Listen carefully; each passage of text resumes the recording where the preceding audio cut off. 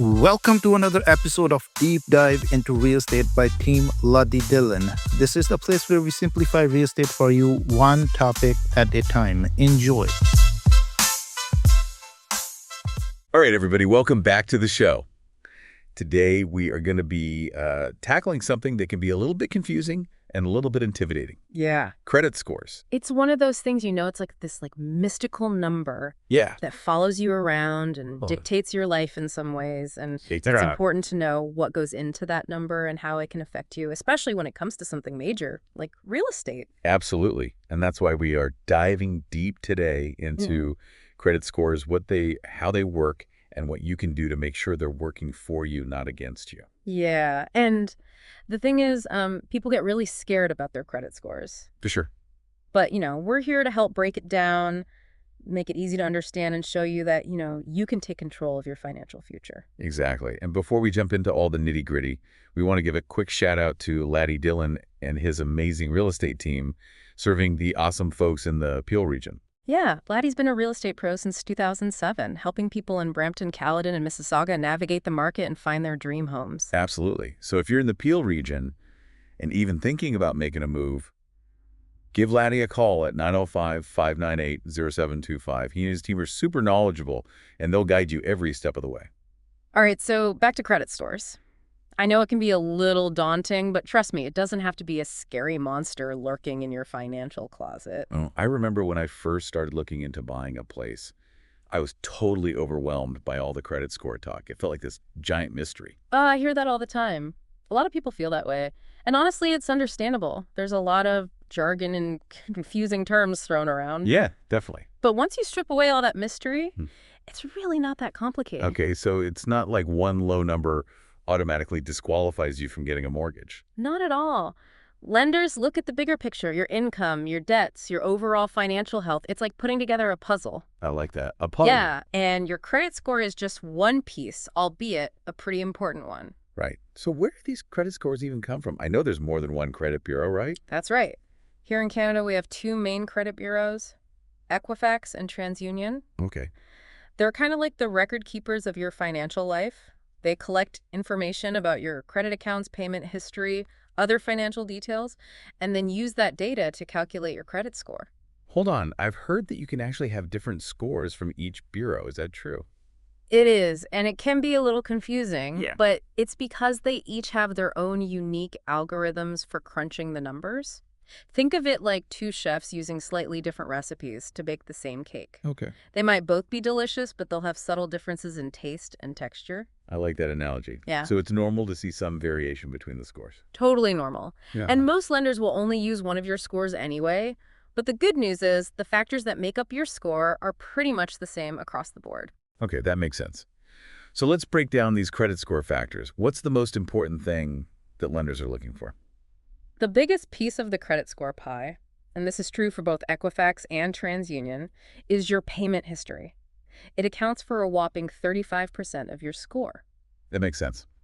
Lenders want to see that you're reliable and pay your bills on time. Exactly. It shows them that you're responsible with credit and likely to repay your debts as agreed. Right. But it's not just about whether or not you pay, it's about the consistency of those payments across all your credit accounts. Okay. Credit cards, loans, lines of credit, the whole shebang. Yep, the whole 9 yards. Exactly. And here's where it gets really interesting. Okay. It's not just about if you pay, but how you pay. The ratio of delinquent accounts to your total number of accounts matters too. Okay, hold on. Let's unpack that. What exactly do you mean by delinquent accounts? Is that just a fancy way of saying late payments? You got it. A delinquent account is basically any account where you've missed a payment or paid late. So if you have like 10 accounts and 5 of them have a history of late payments, that's going to raise a red flag for lenders. Okay. Even if your other 5 accounts are spotless. That makes sense. It's like if half of your track record is a bit messy, lenders are going to be a little hesitant to give you a big loan. Precisely. They want to see a pattern of responsible credit management. And speaking of patterns, let's move on to the second most important factor in your credit score. Credit utilization. Okay, credit utilization. This is where things start to get a little bit fuzzy for me. I know it has something to do with how much credit you're using, but I'm not exactly sure how it all works. It's a common point of confusion. So don't worry. Credit utilization is all about the balance you're carrying on your credit cards compared to your total credit limit. Okay. Let's say you have a credit card with a $5,000 limit and you're currently carrying a balance of $4,000. That means your credit utilization is 80%. Okay, so high utilization means I'm using a big chunk of my available credit. But why is that a bad thing? I mean, as long as I'm making my payments on time, shouldn't that be enough? That's a great question. Here's the thing. High credit utilization can signal to lenders that you're relying heavily on credit and might be stretched a little thin financially. They might worry that if you took on more debt, like a mortgage, you might struggle to keep up with all your payments. I see. That makes sense. So if you're already maxing out your credit cards, adding a mortgage on top of that could be a recipe for disaster. Exactly. And remember, lenders are all about minimizing risk. A good rule of thumb is to aim for a credit utilization ratio of 30% or less. Okay, so going back to that $5,000 credit card example, I should ideally keep my balance below $1,500. You got it. It shows lenders that you're managing your credit responsibly and not living beyond your means. Now, before we get too deep into the numbers, I want to bring this back to real estate. Imagine you're looking to buy your first home here in the Peel region. Your credit score, and specifically your credit utilization, can play a big role in how much house you can actually afford. This is where it gets interesting. Tell me more. Well, a lower credit utilization can often translate into a lower interest rate on your mortgage. And even a small difference in interest rates can save you thousands of dollars over the life of your loan. That's money you could put towards a bigger down payment renovations or even just have more financial breathing room each month. Wow, that's a game changer. I never realized how much my credit utilization could impact my buying power. It's a powerful tool, and it highlights why understanding these credit score factors is so important. It's not just about getting approved for a mortgage, it's about getting the best possible terms and setting yourself up for financial success. This is why I love these deep dives. It's like we're peeling back the layers of the financial onion and revealing all these hidden gems. I like that analogy. And speaking of gems, let's move on to the third factor that makes up your credit score, the length of your credit history. Okay, length of credit history. That seems pretty straightforward. The longer you've had credit, the better. Right? It's a bit more nuanced than that. It's not just about how long you've had credit, but how long you've been managing it well. Older accounts in good standing are like gold stars on your credit report. So it's like the longer you've been playing by the rules, the more trustworthy you seem. Exactly. It shows a pattern of responsible behavior over time, which is exactly what lenders want to see. But here's a little insider tip. Don't be too quick to close old credit card accounts, even if you don't use them anymore. Really? Why not? Closing an old account can actually shorten your credit history and potentially lower your score, especially if it's one of your oldest accounts.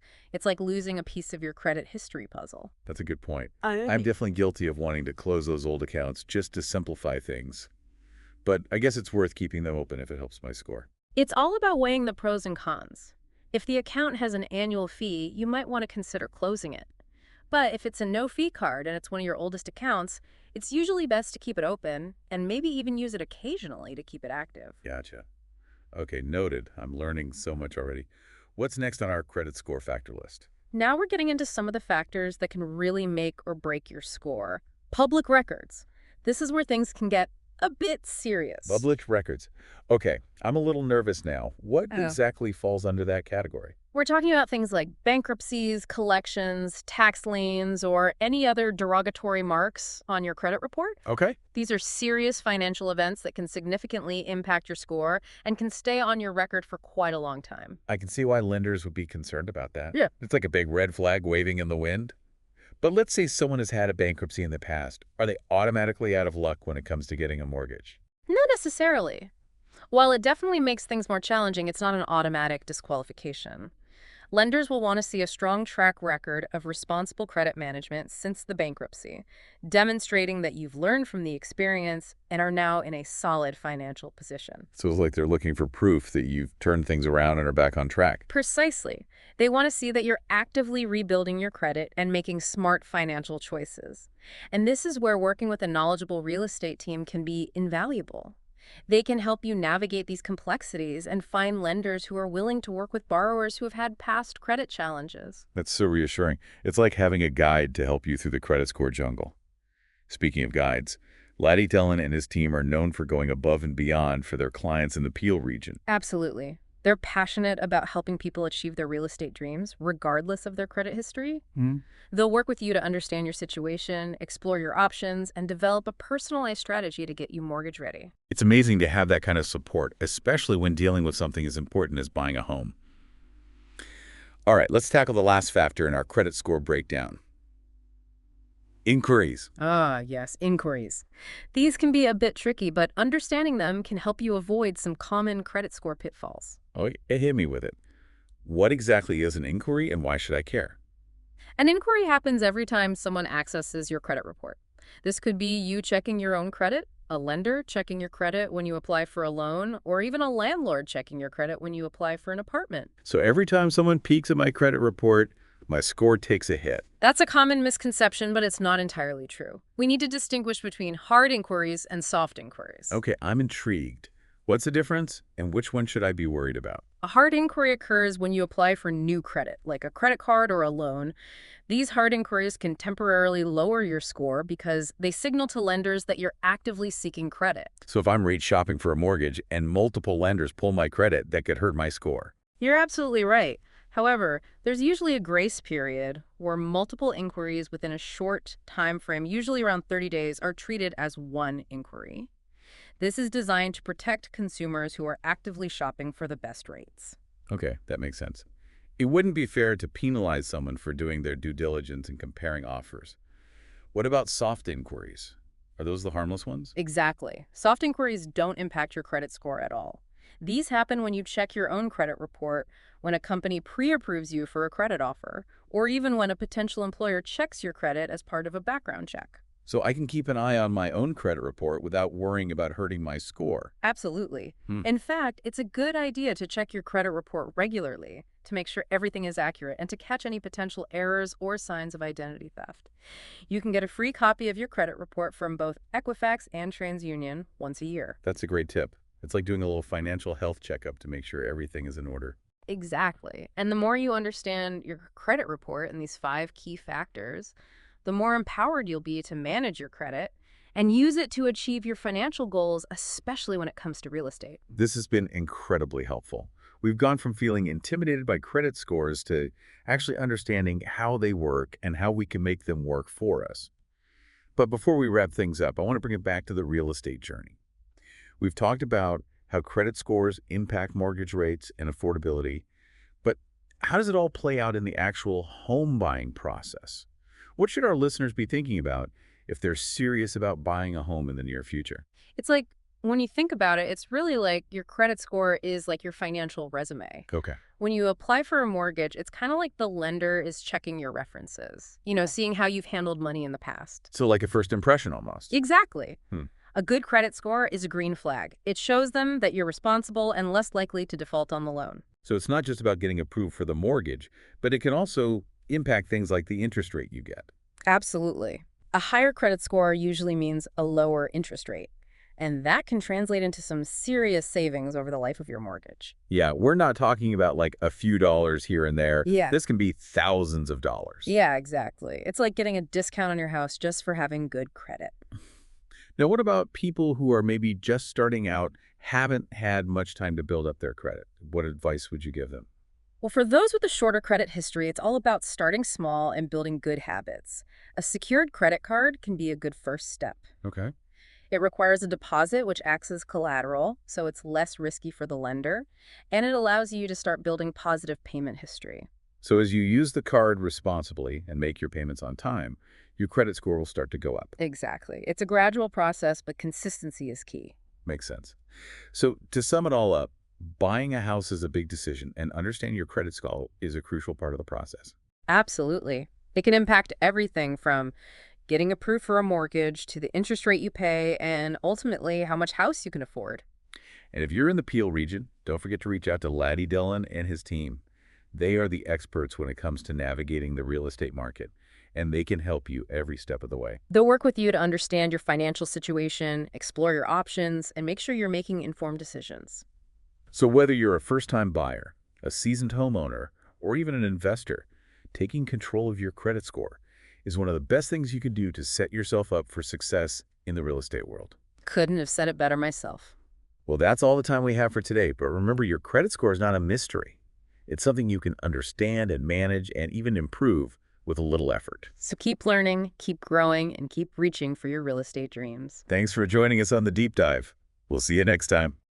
Don't forget to subscribe to our channel. We will be back with something new and something interesting.